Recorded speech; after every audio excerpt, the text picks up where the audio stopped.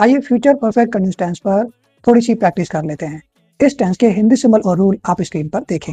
इसमें हम जो है सिंस और फॉर का यूज करते हुए सेंटेंसेस बनाते हैं। और सिंस और फॉर के लिए मैंने पिछले दिनों कुछ वीडियोस डाली हैं, उस पर आप सिंस और फॉर के लिए मेरी वीडियोस को जरूर देखें ताकि आपको अच्छे से समझ में आ जाए कि कब सिंस लगता है कब फॉर लगता है। चलिए पहला सेंटेंस बनाते हैं। डाकिया सोमवार से पत्र बांट रहा होगा। तो इंग्लिश है the postman will have been delivering the letters since Monday. अगर हम कहते हैं डाकिया सोमवार से पत्र नहीं बांट रहा होगा, तब हम इंग्लिश बोलेंगे the postman will not have been delivering the letters since Monday.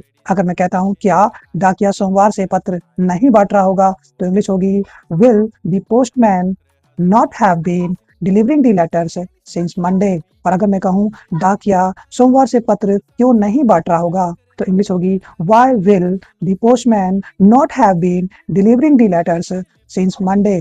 किसी ने आपसे ऐसा पूछा होगा डाकिया कब से पत्र बांट रहा होगा, तभी तो आप इतने सारे आंसर दे रहे हैं। तो अब इसकी भी इंग्लिश सीख लेते हैं। डाकिया कब से पत्र बांट रहा होगा, तो इसकी इंग्लिश है since when will the postman have been delivering the letters. WH का वर्ड जो ये व्हेन है अपने साथ सिंस को रखता है, इसीलिए ये सबसे पहले शुरू में आ जाता है। इसके अलावा आप जब भी सिंस का यूज करेंगे या फॉर का यूज करेंगे, तो रूल के अनुसार सेंटेंस के एंड में उसका यूज होता है। लेकिन अगर व्हेन की बात आ जाए, तो उसमें जो है व्हेन से पहले सिंस लगाया जाता है। और व्हेन एक डब्ल्यूएच वर्ड है, वो शुरू में लगाया जाता है, इसीलिए इसके साथ में शुरू में आपने व्हेन को देखा, सिंस व्हेन को मैंने यूज किया।